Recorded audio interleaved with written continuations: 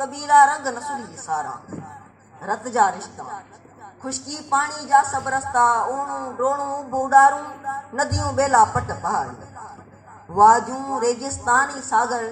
पथरीली वारियासी चीकी मिट्टी जा फैलली मैदान अठेला सब जा सब हवा जवान इंसानियत जी आज़ादी जो अक्समान ईंदड़ युग जे आशाऊं जो रक्समान रूप निखार नवाणन वारा नारा सारा पिरतावा जी पंहिंजी दिल की हिन सारे संसार जी दिल सां टाकण वारी किर तव्हां जी इल्म मदब ऐं ॾात कला जो भाग अवां जो साज़ अवां जो नाच अवां जो राग अवां जो आऊं अवां जो रोशन उजरे आईं जे नाज़ुक पेरनि में पारायल सोन जुणियनि ज़ंजीरनि जहिड़ो मूंखे मुंहिंजे दौर सां गॾु दफ़नाए छॾ कल जे कामिल अॼु जे उलझल मंज़र खे टुकराए छॾ ॿोलियुनि तहज़ीबनि जा अणखुट रंग तरंग नियारा आहिनि क़ौम नसुल जे इतिहासनि जा रूप स्वरूप बि प्यारा आहिनि पखियुनि जहिड़ा प्यारा ॿारो ई सीमाऊं सारियूं सरहद जूं रेखाऊं ॻाढ़नि लाल लकीरनि जहिड़ियूं खंजर नोक सां खोटियल आहिनि पंध अवां जो तन खां अॻिते आदम जाए जी अज़मत आहे इंसानियत जी अज़मत पंहिंजो दीन धर्म आहे इल्म संदो एहसान अमल जो हूंद करम आहे पंहिंजे पाण अंदरि सोचींदे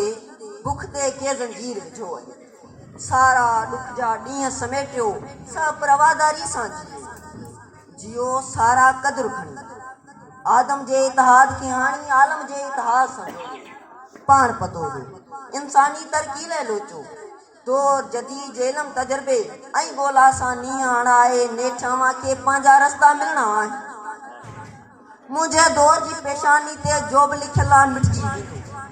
दौर नवेलो दीद नए सां मंज़र मंड नवां आणींदो खंडरा खंड नवां आणींदो इल्म नवेलो आर नो अमल नो अख्तियार नो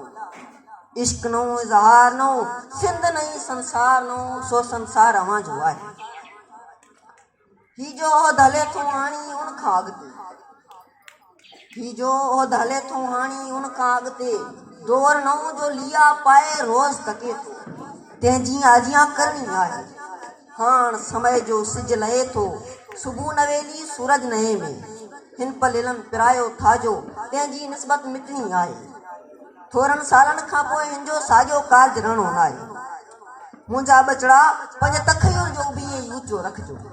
इल्म खे ॻोल्हा साण सलाड़े दंग लताड़े अॻियां आहे अवां खे वञणो वापारी गुर पैदावारी ढंग ज़रिए